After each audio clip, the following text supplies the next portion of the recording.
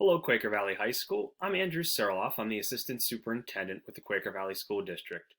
Today, I am coming to you from my basement office, where I'm sure many of you have had similar experiences at home. This is obviously a unique circumstance and time in all of our lives when we are stay at home with family and friends and often seeking a quiet place within our homes to work.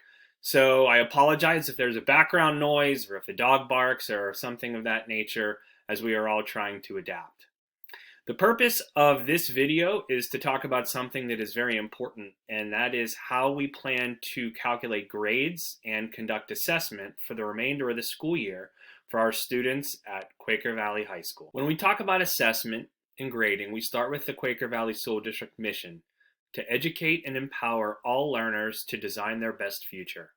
And remote learning is no different. This is a time where we're doing our very best to empower all of our learners to be independent, to set their own schedules, and to do their very best to design how they're going to conduct their work for the remainder of the school year during the remote learning period.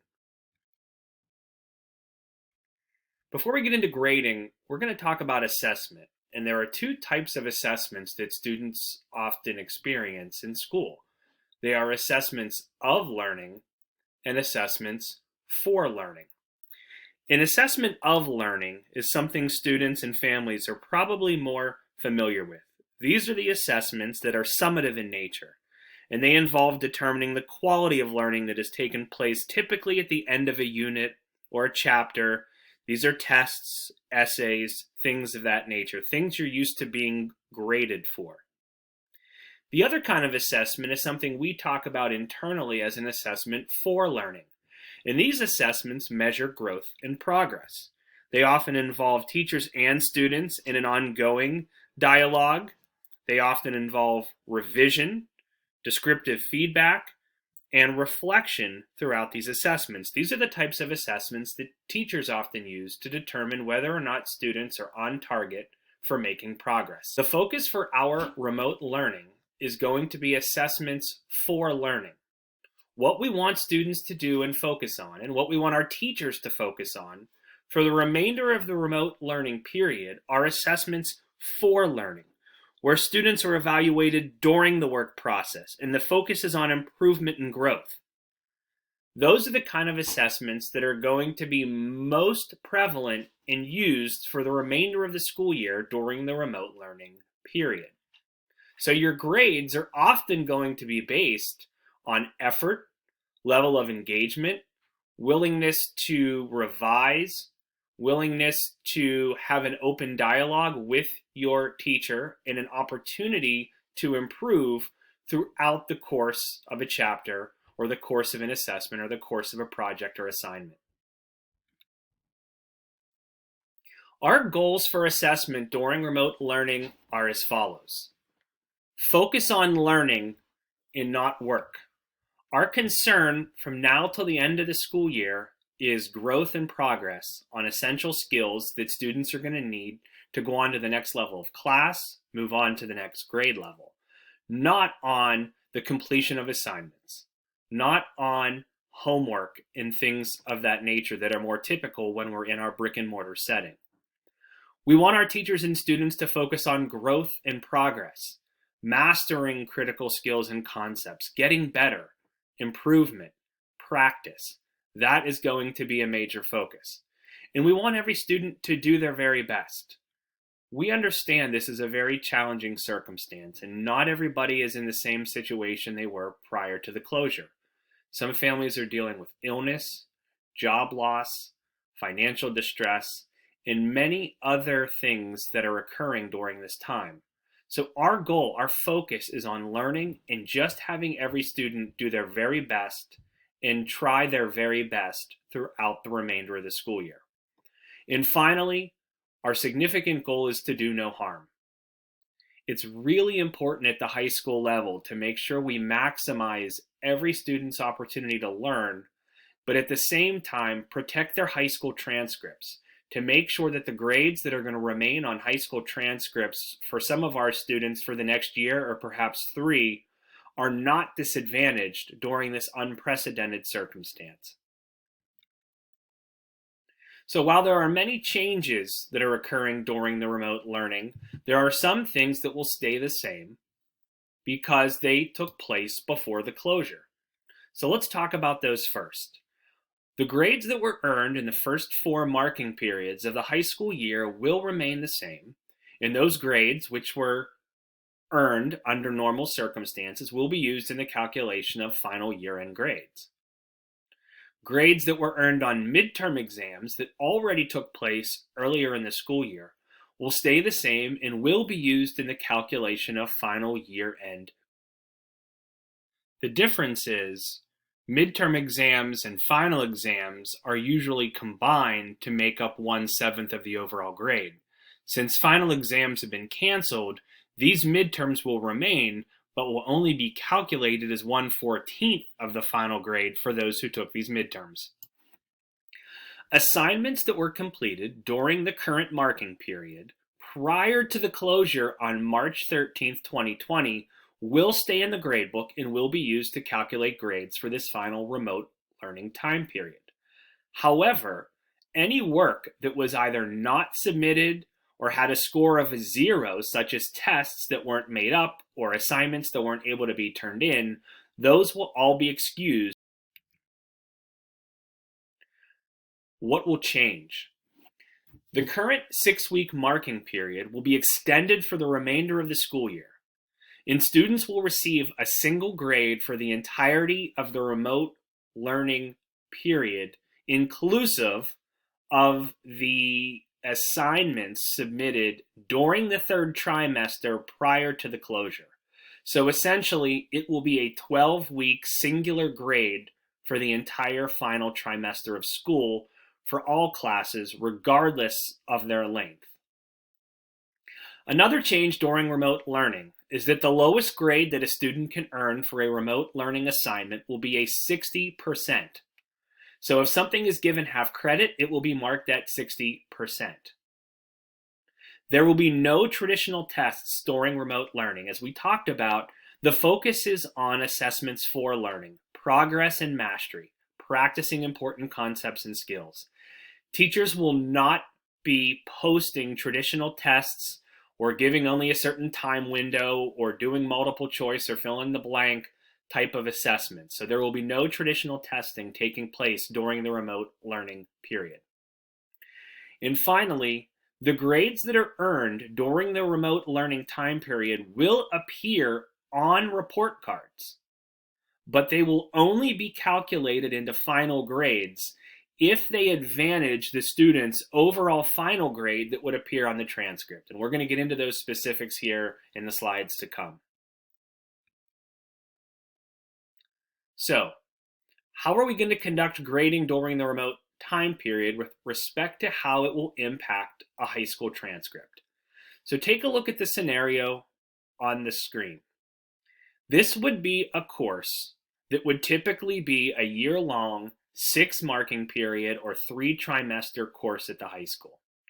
And if we look at the students' grades in this particular course, beginning from term 1, we see that this student had straight C's in terms 1 through 3, a B minus in term 4, a B on their midterm. If they were to earn an A minus during the remote learning period, their final grade calculation for the year, based on our district policy of using quality points that's explained in the handbook, that final grade would be a B minus. If the student's remote learning grade were excluded, and so that A minus was not included, their final grade in the class would be a C plus. Therefore, in this circumstance, the remote learning grade will be used to calculate the final grade on the student's transcript in this course. The final grade for this course, inclusive of the remote learning grade, in this case is an A minus, would be a B minus for the transcript course grade. Now let's look at the opposite scenario. In this situation, the remote learning grade is a C minus. That C minus is the lowest grade that the student earned for any of the prior marking periods, including the midterm exam. If the remote learning grade, which in this case is a C-, were included, the final transcript grade would be a C+. However, if the remote learning grade were excluded, the final grade on the transcript would be a B-. Therefore, in this scenario, we will not use the remote learning grade to calculate the final grade, and the final grade would be a B-. Two things to note. First, the remote learning grade will appear regardless of the mark on the report card. So students and families will see the remote learning grade on the report cards. But as said, they will only be used in the final calculation of the grade on the permanent high school transcript if they advantage the student's final grade in the course. If, like in this case, this would be a grade that would disadvantage the student, it will be excluded from the final grade calculation. Now, what about courses with only 2 trimesters that are currently in session? You already have a grade from the first and second marking period and perhaps a midterm grade. In this scenario, for remote learning, if you were to get an A during the remote learning period, that grade would be calculated based on this scenario because the grade of A for remote learning advantages the final grade on the transcript, which would be a B. So yes, the remote learning grade would be calculated. But if the remote learning grade, like in this example, were a C, therefore being the lowest of all the prior grades, and it would disadvantage the final grade on the transcript, which in this case would have been a B-, then the grade will be excluded. So as we said, if the grade advantages the student in the final calculation for transcript, it will be included. If the remote learning grade disadvantages the student, it will be excluded. So one unique scenario at Quaker Valley High School is we also have single trimester 12-week electives. So how will the grading work for those courses that were taking place during this current third trimester? Electives taking place during the third trimester will only be given a single grade at the end of the course. The grade will be comprised of the assignments that occurred prior to the closure and during the remote learning time period. All prior work and assessments that were not completed will be excused, so any zeros in the grade book for the current third trimester electives will be excused. And the only grades students can earn are an A, a B, a C, or a P for pass, so long as students are putting forth an effort to learn. These classes are going to be graded primarily on the student's degree of engagement, level of effort, and an attempt to continue learning during the remote learning time period.